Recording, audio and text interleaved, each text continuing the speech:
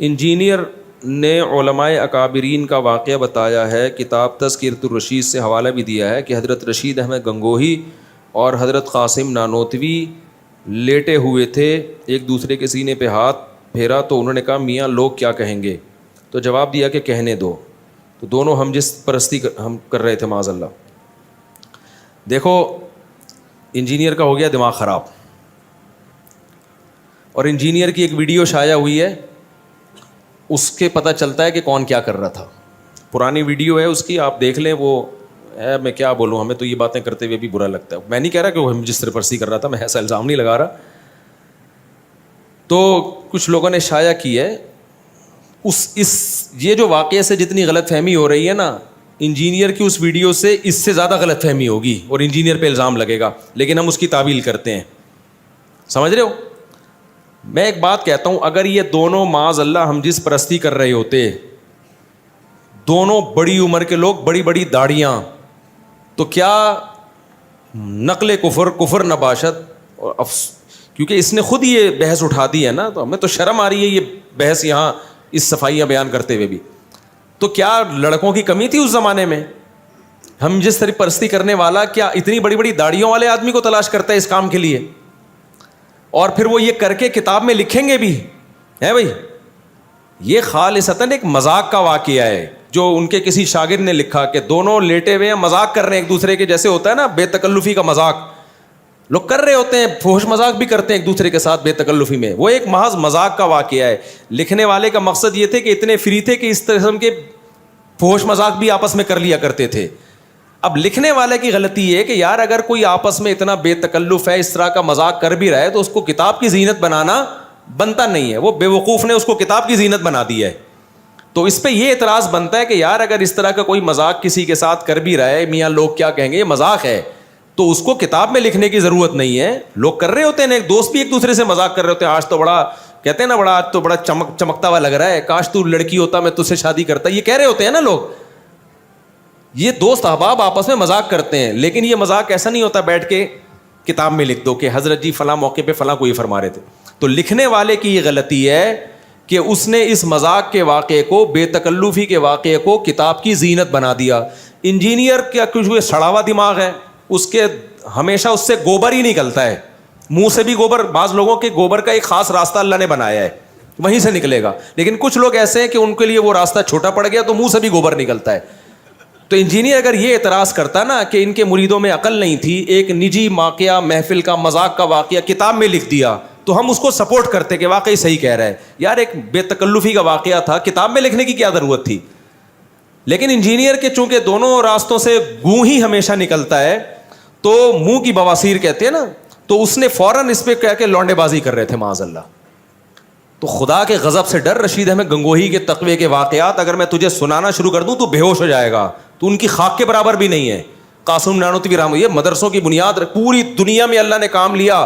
آج پوری دنیا میں امام حرم کا بھی بیان یوٹیوب پہ موجود ہے, اور میں تو دنیا گھوم کے آیا ہوں. مولانا طارق مل صاحب پوری دنیا گھومے ہیں. پوری دنیا میں آپ کو مدرسہ ملے گا نا, اس کے تانے بانے علماء دیوبند اور مولانا قاسم نانوتوی سے جا کے ملیں گے. اگر خدا نخواستہ وہ یہ ہوتے, اتنی اللہ ان کے عقیدت لوگوں کے دلوں میں بٹھاتا, ان کے شاگرد اتنی بڑی بڑی قربانیاں دیتے. تو ایک مذاق کا واقعہ, دو بوڑھے لیٹے ہوئے ہیں اور ایسے فری ہو رہے ہیں ایک دوسرے سے, مذاق کر رہے ہیں, تو بے وقوف کسی نے اس مذاق کو کتاب کی زینت بنا دیا. تو اسے نہیں پتا تھا منہ کی بواسیر بھی ہے بہت سے لوگوں کو, وہ بیٹھ کے اسی کو کیش کرائیں گے. تو انجینئر کو خدا کے عذاب سے ڈرنا چاہیے, جو لوگوں کی اس طرح سے عزتیں اچھالتا ہے, دنیا میں لازمی ذلیل ہوتا ہے وہ. تو اس کو چاہیے کہ تو سچی مچی میں نہ پکڑا جائے کہیں, صحیح ہے نا. میں الزام نہیں لگا رہا انجینئر پہ کہ وہ یہ حرکتیں کرتا ہے, نہیں کرتا ہوگا, ہم اچھا گمان رکھتے ہیں. لیکن جب کوئی کسی کا اس طرح سے مذاق اڑاتا ہے تو اللہ اس کو اس جرم میں مبتلا کرتے ہیں. اور اس کی ویڈیوز پڑی ہوئی ہیں, ہم تو پھر اس کی بھی تعویل کر رہے ہیں. نہیں کہہ رہا کہ یہ غلط حرکتیں کر رہا ہے, لیکن کسی نے بنایا یہی واقعہ کہ یہ میاں کیا کر رہے ہو, اس کو دیکھو اور اس سے پوچھو میاں تم کیا کر رہے ہو یہاں پہ. تو وہ ویڈیو تو ہم نے وائرل بھی نہیں کی. میں نہیں کہہ رہا اس میں کوئی غلط حرکت کر رہا ہے, لیکن آپ وہ ویڈیو دیکھو گے تو آپ کو پتا چلے گا جو دوسرے پہ الزام لگا رہا ہے نا, اس سے زیادہ خود اس کے اوپر انگلی اٹھ سکتی ہے. سمجھتے ہو کہ نہیں سمجھتے؟ تو میرے اس بیان کے ساتھ کوئی وہ ویڈیو چلا دے, لیکن نہ چلائے اچھا ہے. ہم تو نہیں چاہتے کہ ایسی گند سوسائٹی میں پھیلے, لیکن یہ بہت زیادہ فری ہو رہا ہے یہ بہت بکواس کر رہا ہے. اتنے بڑے بڑے داڑھیوں والے آدمی یار, جن کے ہزاروں مرید ہوں, لاکھوں دنیا ان پہ عاشق ہو, اور پوری دنیا میں انہوں نے دین کا کام کیا, وہ ایک بے تکلفی کا ایک مذاق کر رہے ہیں. تو ٹھیک ہے, یہ مذاق نہیں کرنا چاہیے ان کو, اس لیول کا مذاق نہیں کرنا چاہیے, یہ بھی نصیحت کی جا سکتی ہے. اور اگر کر لیا ہے تو لکھنا نہیں چاہیے, یہ بھی نصیحت کی جا سکتی ہے. یہ نہیں کہ ان کو لونڈے باز کہا جائے معاذ اللہ. لڑکوں کا, وہ لڑکے کرنا ہوتا تو اتنے بڑے بڑے بڈھوں کے ساتھ بستر پہ نہیں لیٹے ہوئے ہوتے وہ. تو اس کو ہو گئی ہے منہ کی بواسیر, سمجھ رہے ہو. وہی بات ہو گئی نا, مرزا غلام احمد قادیانی کا مناظرہ, اس کے کسی مرید کا مناظرہ ہو رہا تھا عطا اللہ شاہ بخاری کے ساتھ رحمۃ اللہ علیہ. تو عطا اللہ شاہ بخاری رحمۃ اللہ علیہ نا, تو وہ دلائل دے رہے تھے کہ حضرت عیسیٰ علیہ السلام تو ماں کے پیٹ جو پیدا ہوئے تو ماں کی گود میں بولے ہیں. تم کہتے ہو کہ یہ مرزا غلام احمد قادیانی عیسیٰ ہے, تو یہ تو ماں کی گود میں نہیں بولا. تو قادیانی نے بولا کہ اس کی کتابوں سے دکھایا کہ مرزا نے دعویٰ کیا کہ میں ماں کے پیٹ میں ہی بولتا تھا. حضرت عیسیٰ ابن مریم تو ماں کی گود میں بولے, میں کہاں بولتا تھا؟ ماں کے پیٹ میں ہی. تو جب اس قادیانی نے یہ بولا نا, تو عطا اللہ شاہ بخاری نے کہا کہ ماشاء اللہ, ماں کے پیٹ میں جب بولتے تھے تو راستے تو دو ہیں جہاں سے آواز آتی ہوگی, دو ہی ٹوٹل راستے ہیں جہاں سے آواز آتی ہوگی. اگر یہاں سے آواز آئے گی تو کیا پتہ چلے گا کہ ماں بول رہی ہے یا بچہ بول رہا ہے؟ بھائی اگر وہ بچہ جب ماں کے پیٹ میں بولے گا آواز یہاں سے آئے گی, تو کیا پتہ چل رہا تھا کہ ماں بول رہی ہے یا, کیونکہ جب یہاں سے آواز آتی ہے تو ہم سمجھتے ہیں وہ بندہ بول رہا ہے, تو ایک ہی جگہ رہ گئی, تو وہاں سے آواز آتی تھی ان کی. اللہ نا باطل کو پنپنے نہیں دیتے ہیں, ذلیل ہو گیا وہاں پہ. تو انجینئر کو چاہیے کہ تھوڑا لمٹ کراس مت کرے. رشید احمد گنگوہی, مولانا قاسم نانوتوی ہمارے بزرگوں میں سے, آج ہمارے سر پہ پگڑی ہے, ہمیں جو ٹوٹی پھوٹی اللہ دین کی خدمت کی توفیق دے رہا ہے, ان اکابر کے شاگردوں کی جوتیاں سیدھی کرنے کی وجہ سے دے رہا ہے. اور ہم نے ان اکابر کے شاگردوں کا تقویٰ دیکھا ہے, سمجھ رہے ہو. رشید احمد گنگوہی رحمۃ اللہ علیہ, میرے پردادا بیعت تھے رشید احمد گنگوہی سے, میرے پردادا, میری دادی ان کا تقویٰ بتاتی تھی میرے پردادا کا. میرے جو دادی جو تھی نا, ان کا تقویٰ بتاتی تھیں. جو بیعت تھے نا میرے پردادا رشید احمد گنگوہی سے, تہجد میں 5 پارے پڑھنے کا معمول تھا ان کا, اور بہت زیادہ ذکر اللہ کیا کرتے تھے. تو ہم نے ان اکابر کے شاگردوں کو دیکھا ہے. میرے والد صاحب پھر ظاہر ہے میرے دادا کی اولاد تھے, ان میں ہمیں تقویٰ نظر آیا. تو ہمارا تو نسب والا سلسلہ ان اکابر کے سے روحانی تعلق سے جا کے ملتا ہے. تو ہم نے تو اپنے, میرے نانا بیعت تھے, میری دادی بھی بیعت تھی مولانا عبد الرحیم رائے پوری رحمۃ اللہ علیہ سے, وہ بھی انہی کے سلسلے کے تھے. تو ہم نے اپنی دادی کا تقویٰ اپنی آنکھوں سے دیکھا ہے, کیسے نوافل روزے رکھنا, تلاوت, نماز, طہارت. تو بھائی تم ہمیں نہیں ورغلا سکتے. ہم نے, ہمارا علم مشاہدے پر مبنی علم ہے, تمہارا علم جو ہے نا کتابوں کو دائیں بائیں کرنے والا علم ہے. ہمیں کہتے ہیں قبر پرست, علماء دیوبند قبر پرست. میرے تو باپ دادوں میں جو سارے علماء دیوبند کے شاگرد تھے, کوئی ایک بھی ہمیں قبر پرست, اگر وہ قبر پرست ہوتے تو کوئی ایک تو نظر آتا نا. ہمارے والد صاحب نے تو کبھی تعویذ گنڈے بھی نہیں رکھے, کچھ بھی نہیں, کیونکہ علماء دیوبند سے تعلق تھا. میری دادی جو تھی نا, تیجے کے کھانے کبھی نہیں کھاتی تھی, مردوں کے کھانے, کیونکہ علماء دیوبند سے تعلق تھا. کبھی نہیں کھائے انہوں نے میت کا کھانا. کوئی رشتہ داروں میں بھی کوئی ہو گیا نا میت کا, کہہ رہی یہ میت کے کھانے تو ہمارے حلق میں اترتے ہی نہیں ہیں. تو ہم نے تو ان کے جو اثرات ہیں اپنی آنکھوں سے, یہ تبلیغی جماعت پوری علماء دیوبند کا ایک شاہکار ہے, انہی کے اثرات ہیں. تو کسی کے اثرات کو دیکھ کے اندازہ لگایا جاتا ہے اس کے اکابر کیسے ہوں گے. تو آؤ ہم سے ہمارے عقیدے پوچھو, ہم بتائیں گے آپ کو, تو آپ کو لگے گا کہ خاندانی عقیدے ہیں, یہی ہیں عین اسلام, ٹھیک ہے نا. تو کبھی خوشبو لگا کے آؤ. تو انجینئر کو ہے منہ کی بواسیر, اس کے ہر جگہ سے گند ہی نکلتا ہے, کبھی منہ سے کوئی اچھی بات سننے کو نہیں ملے گی, ہر وقت کیڑے نکالتا رہے گا. اس نے یہ لکھا, اس نے یہ لکھا, تو آیا بھائی دنیا میں اکیلا تو جائے گا جنت میں, باقی سارے کیا کریں گے.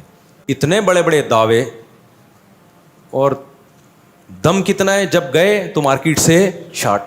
ابے یار یہ تو نہیں ہوتا یار, ایسا کرو گے تو کوئی بھی نہیں آئے گا. چلو پھر تم لوگ چھڑ دیتے ہو. اگر کوئی کسی نبی کو محمد صلی اللہ علیہ وسلم سے افضل کہے تو مسلمان کہلائے گا.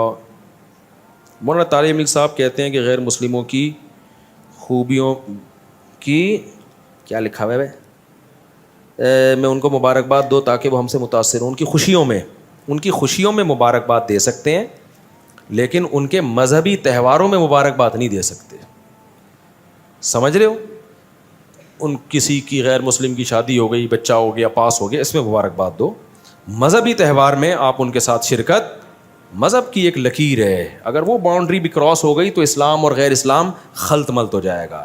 یہ نہیں ہو سکتا. سمجھتے ہو گے نہیں, ہماری عیدیں 2 ہیں, ہاں وہ منا رہے ہیں, ان کو منانے دو آپ.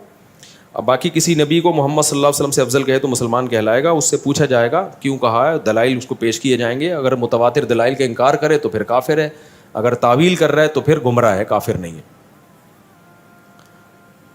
سنا ہے باہر کے کھانے سے بچنا چاہیے کیونکہ پکوان, صفائی اور تقوی کا خیال نہیں کرتے. پاکستان میں غیر مسلم بھی مرغیوں کا گوشت بیچتے ہیں, حلال ذبیحہ کا خیال نہیں کرتے, مگر آپ کے تو باہر کھانے کی تعریفیں اور ولاگ آتے ہیں. میں باہر حلال کھاتا ہوں میرے بھائی جا کے. اچھا, باہر سے مراد یہیں باہر. میں جب بھی ہوٹل پہ جا کے کھانے کی تعریف کر رہا ہوں تو سمجھ لو پیچھے کیا رکھی ہوئی ہے, بندوق. 50-50 آتا تھا اس میں وہ کمنٹری کر رہا ہے کہ سلیم اللہ بہت اچھے ہاکی کھیل رہے ہیں, بہترین. لوگ کہہ رہے ہیں سلیم اللہ تو کھیل نہیں رہا صحیح طریقے سے. کہہ رہا نہیں, سلیم اللہ بہترین, سلیم اللہ واہ کیا شاٹ ماری ہے سلیم اللہ نے, اور سلیم اللہ. لوگ اٹھ کے بھاگنے لگے. لوگوں نے کہا ہم جا رہے ہیں, اس نے کہا تم جہنم میں جاؤ, سلیم اللہ بہترین کھیل رہا ہے. آخر میں رونے لگا نا, تو دکھایا پیچھے کیا رکھی ہوئی ہے, بندوق. تو مجھ پہ بندوق نہیں رکھتے, لیکن اتنی بات ہوتی ہے میں کہیں کھانا کھانے جا رہا ہوں, آتے ہیں مفتی صاحب کھانا کیسا لگا, میں کیا بولوں گا, گندا لگا کھانا. کیمرہ آن کر لیتے, کیسا لگا کھانا, یہی کہوں گے بھائی اچھا ہی لگا, ٹھیک ہے. تو پھر وہ اس کو کیش کراتے ہیں, نوٹ چھاپتے ہیں. تو بس یہ ہے, میں کمرشل نہیں ہوں. ابھی مجھے دعوت آئی بھی ایک بہت بڑے ہوٹل کی افتتاح کی بیرون ملک میں. میں جاؤں, ربن کاٹوں, میں لاکھوں روپے کما کے آ جاؤں گا.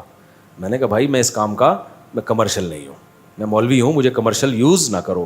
تو میں نے اگر جدہ میں بھی ایک ہوٹل کا نہیں افتتاح کیا تھا, تیری میری بریانی, وہ اپنے دوست ہیں, پرانے جاننے والے ہیں, 1 روپے بھی نہیں کمیشن ہے اس میں میرا. سمجھ رہے ہو؟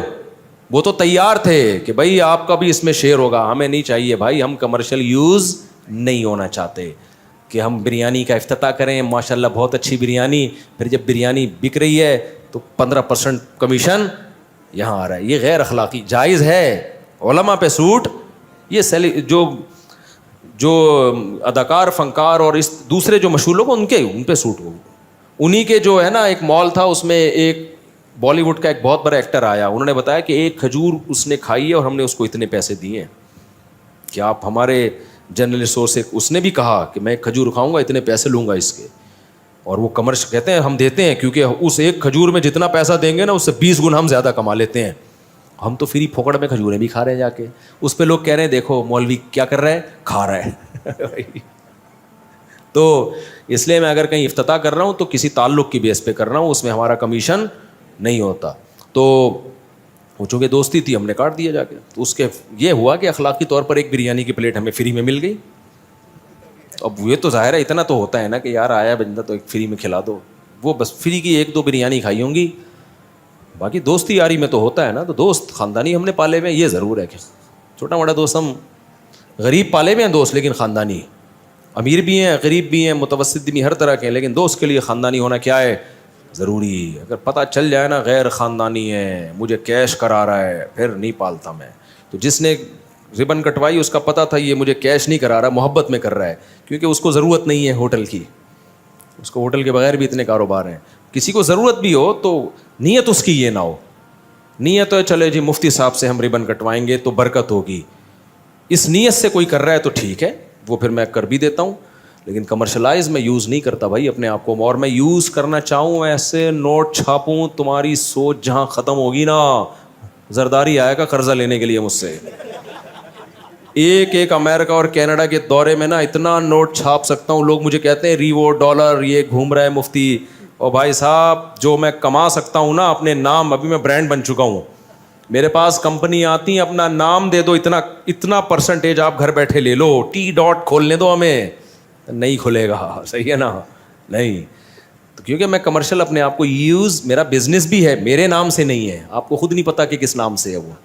تو نارمل ہے, جیسے سب کے بزنس ہوتے ہیں, کاروبار ہوتے ہیں, وہ تو جائز ہے نا. اپنے نام کو میں اب تک میں نے یوز نہیں کیا ہے کسی بھی. ٹریول ایجنٹ کتنے آئے ہیں حج عمرے کی, کتنے لوگ آئے ہیں حج عمرے کا, تو میں کروں کہ آپ کیا سمجھتے ہو, میں ہر سال اتنے حاجی لے جاؤں, میں تو نوٹ چھاپتا رہوں بیٹھ کے. ابھی تک میں نے یہ بھی نہیں کیا. نہیں یار چھوڑو یار, بس حج عمرہ ہے تو ٹھیک ہے, حج عمرہ کرو, جاؤ اپنے خرچے پہ کرو, جاؤ ٹھیک ہے نا, کماؤ پیسہ, میرا نام یوز نہیں کرو. اگر میں کسی ٹریول ایجنسی کے ساتھ حج پہ جاتا بھی ہوں, ان پہ پابندی ہے کہ میرا نام یوز کرنے کی آپ کو اجازت نہیں ہے. سمجھتے ہو؟ اخلاقی طور پر میں خود کسی کا نام لے دوں ایک الگ بات ہے, بغیر کسی کمیشن کے, کہ جب کوئی خدمت کر رہا ہے تو آدمی کہے چلو یار, وہ ایک الگ چیز ہے. لیکن یہ کام میں نہیں کرتا, کمرشلائز میں اپنے آپ کو یوز نہیں کرتا. اگر کوئی کر رہا ہے تو وہ اس کا اپنا عمل ہے, میری رضا اس میں شامل نہیں ہے. اچھا بھائی جلدی سے میرے باؤ یہ سنا کہ کھانے سے بچا, باقی باہر کے کھانوں سے بچا کرو. واقعی بہت بڑا غرق ہوتا ہے پیٹ کا. باہر کے کھانوں میں ذائقہ بہت ہوتا ہے, مسالے بہت ہی لو کوالٹی کے ڈلتے ہیں. تو میں چلا جاتا ہوں اپنی فیملی کو لے کر کبھی کبھار, وجہ اس کی ہے کہ فیملی کو آؤٹنگ بھی کبھی کبھار کرانی ہوتی ہے, تو آدمی کہتا ہے چلو مہینے میں ایک آدھ دفعہ الٹی سیدھی چیز کھا لو. تو ہر طرح سے سوسائٹی کو دیکھنا پڑتا ہے نا, تو اس لیے کھا لیتے ہیں, ورنہ حقیقت یہی ہے کہ باہر کے کھانے مت کھاؤ. باہر کے, اچھا لوگ پتہ ہے کیا سمجھتے ہیں, باہر کے کھانے مت کھاؤ کا مطلب گھر میں کھانا بناؤ, مسالے باہر کے ڈال دو. تو بات ایک ہی ہے.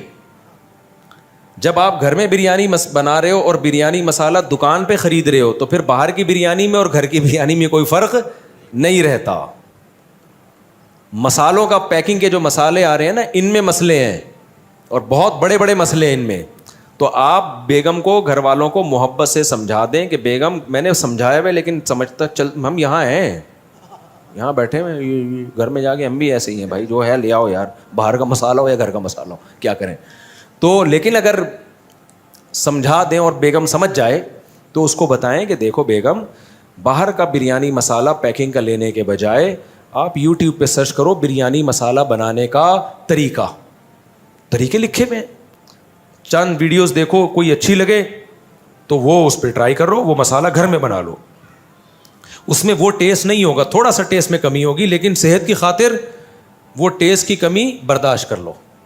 گھر کا مسالہ جب بنا ہوا ہوگا نا, وہ ہوگا گھر کا کھانا. اگر باہر ہی کا مسالے لے کے ڈال رہے ہو تو پھر باہر ہی جا کے کھا لو آپ, پھر کوئی فرق نہیں ہے, پھر اتنا زیادہ فرق نہیں ہے. تو سب چیزیں گھر میں بنانا سیکھو. اچھا میرے بھائی مفتی صاحب, صلح کے بعد حضرت معاویہ نے اپنے بیٹے کو کیا ہے بھائی خلیفہ کیوں بنایا؟ حضرت معاویہ سمجھتے تھے کہ اس وقت طاقت اور قوت یزید کے ہاتھ میں ہے. ان کو نہیں معلوم تھا کہ اس کے دور حکومت میں سیدنا حسین کا قتل ہوگا. اگر حضرت معاویہ کو معلوم ہوتا, کبھی بھی کسی قیمت پہ میرا ایمان ہے کہ حضرت معاویہ یزید کو اپنا خلیفہ نہیں بناتے. حضرت معاویہ عالم الغیب نہیں تھے, تو اس لیے حضرت معاویہ پہ کوئی اعتراض نہیں ہوتا. تو ایسے تو اور بھی لوگوں پہ ہوگا, فلاں کا بیٹا ایسا نکلا. بھائی اگر کوئی ہے تو نوح علیہ السلام کا بیٹا کیا نکلا تھا؟ کافر نکلا تھا نا. تو بعض لوگ, کتنے لوگ ہیں ان کے داماد 2 نمبر ہیں, ہم کہتے ہیں یار تم نے ایسے شخص کو بیٹی کیوں دی جو 2 نمبر, کہہ رہے ہیں ہمیں نہیں پتا تھا یار. تو حالانکہ داماد کے انتخاب میں تو کتنا سوچ سمجھ کے انتخاب کیا جاتا ہے, تو خلیفہ کے انتخاب میں غلطی نہیں ہو سکتی کیا؟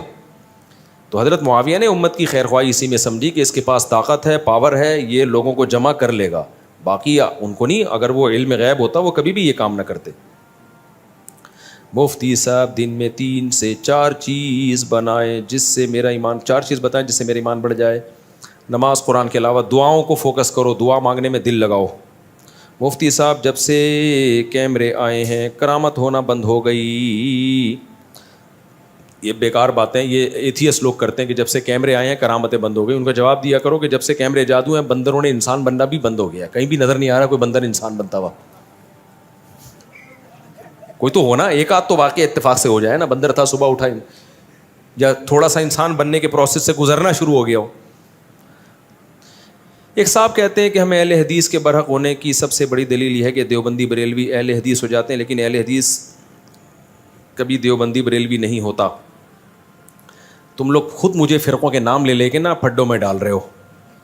بعض اہل حدیث, میں اہل حدیثوں کا احترام کرتا ہوں, ان کے بارے میں جو میرا موقف ہے کئی بار بیان کر چکا ہوں, لیکن یہ جو اہل حدیث دعویٰ کرتے ہیں نا کہ دیوبندی تو اہل حدیث ہو جاتا ہے, اہل حدیث دیوبندی نہیں ہوتے, یہ مشاہدے کے خلاف ہے. کبھی خوشبو لگا کے آؤ, میں آپ کو بتاؤں گا بہت سارے اہل حدیث تھے جو کیا بن گئے, دیوبندی بن گئے. ابھی پرسوں میری بندے سے ملاقات ہوئی, اس کا پورا خاندان اہل حدیث ہے, خود بھی اہل حدیث تھا, تو وہ ادھر کنورٹ ہو گیا, فقہ حنفی کو فالو کر رہا ہے. تو یہ, اور ایسے بھی ہوتا ہے کہ کچھ ادھر چلے جاتے ہیں. تو ایسے نہیں کہ آپ کو جب تک نالج نہ ہو آپ بیٹھ کے دعوے کرتے رہو.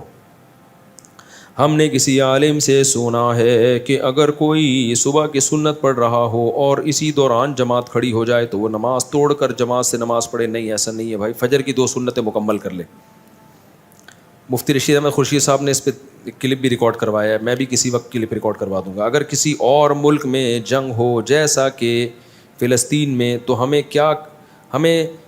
کہاں جانا چاہیے؟ ماں باپ کی اجازت ضروری ہے, اور اگر خدا نخواستہ ہمارے ملک میں جنگ ہو, اپنے ملک میں جنگ ہو, تو کیا ماں باپ کی اجازت ضروری ہے؟ ہم نے سنا ہے کہ اگر اپنے ملک میں جنگ ہو تو ماں باپ کی اجازت ضروری نہیں. دیکھو فلسطین میں جہاد فرض ہے, فرض عین ہے, لیکن جانے کا راستہ نہیں ہے, کیونکہ قریب میں جو اسلامی ممالک ہیں انہوں نے ہی بارڈر بند کیا ہوا ہے. تو کوئی بھی تحریک ایسا نہ ہو کہ آپ کے جذبات سے کھیل کے آپ کو کسی مصیبت میں ڈال دے. بعض تحریکیں اٹھتی ہیں, آؤ ہم تمہیں پہنچاتے ہیں, وہ آپ کو ایک مصیبت میں ڈال دیں گے. تو بات یہ ہے نا کہ جہاد تو فرض ہے, لیکن کریں کیسے؟ راستہ نہیں ہے کہیں کسی بھی طرف سے پہنچنے کا. لوگ یہاں سے افغانستان جاتے ہیں, وہاں سے ایران نکلتے ہیں, ایران پکڑ لیتا ہے ان کو, افغانستان پکڑ لیتا ہے, تو کہاں سے جاؤ گے آپ؟ یا تو سلیمان علیہ السلام والا جن منگواؤ, وہ آپ کو اٹھا کے اندر رکھ کے آ جائے, پھر آپ جاؤ. پھر ماں باپ سے اجازت بھی ضروری نہیں ہے. باقی اپنے ملک پہ کوئی غیر حملہ کرتا ہے تو پھر جو ملک میں دفاع کرنے والی عسکری قوتیں ہیں, اگر وہ کمزور پڑ جائیں اور وہ مطالبہ کریں عوام سے کہ تم بھی لڑو, تو پھر عوام پہ بھی فرض ہو جائے گا. بہت بس کرو یار, بہت زیادہ ہو گیا, جلدی سے بس یہ نمٹا دیتے ہیں یار. غلطی سے کسی کو قتل کرنے کی کیا سزا ہے؟ دیکھو آپ مار رہے تھے, بلی لگ گئی کس کو؟ انسان کو, اور مر گیا, تو اس کی سزا یہ ہے, سب سے پہلے بات دیت. 100 اونٹوں کی قیمت بنتی ہے, اور سونے میں بھی کچھ رقم بنتی ہے, وہ مجھے اس وقت یاد نہیں ہے, کروڑوں روپے بنتے ہیں دیت کے. لیکن وہ اکیلے آپ پر نہیں ہے. آپ جس دفتر میں جس ادارے میں جاب کرتے ہو, اس کے تمام امپلائیز پہ وہ ڈیوائڈ ہوگی 3 سال میں, ان کی تنخواہوں سے کاٹی جائے گی. جو قتل خطا میں جب دیت دینی پڑتی ہے, تو جہاں آپ جاب کر رہے ہو, جس بھی ادارے میں, جس بھی کمپنی میں, ان لوگوں پہ ڈیوائڈ ہوتی ہے وہ جو آپ کے ساتھ مالی معاملات میں شریک ہیں. سمجھتے ہو؟ کیونکہ اس کی کیا غلطی ہے, اس کو تو پورے کروڑوں اس پہ تھوڑی ڈالے جائیں گے. تو وہ ہر مہینے, سعودی عرب میں یہ پورا سیٹ اپ موجود ہے. سعودی عرب میں کوئی قتل خطا ہوتا ہے تو وہ سارا جو ہے نا ان کے عاقلہ پر دیت, ان کو عاقلہ کہتے ہیں, ان کے عاقلہ پہ دیت آ جاتی ہے, اور وہ مقتول کے وارثوں کو مل جاتے ہیں. اکیلے قتل کرنے والے پر نہیں آتا, کیونکہ جان کر نہیں کیا, جیسے ایکسیڈنٹ میں بندہ مار دیا. اس پر جو سزا ہے کہ دیت ہوگی جو سب میں ڈیوائڈ ہوگی, خود اس اکیلے پہ نہیں ہوگی. اور دوسری ہے 60 لگاتار روزے, یہ آپ کو خود رکھنے پڑیں گے, تاکہ آئندہ آپ گاڑی چلانے سے پہلے احتیاط کریں. تو 60 روزے لگاتار. وہ جو صاحب آئے تھے نا, یوں کر کے ان سے بندہ بائک پہ یوں اور گیا تھا, میں نے کہا دیکھ لو, اگر وہ مر گیا ہے نا تو 60 روزے آپ پہ لازم ہیں. غلطی کس کی تھی؟ رانگ سے آپ جا رہے تھے. میرا خیال ہے اللہ نہ کرے کہ وہ مرا ہو بھائی.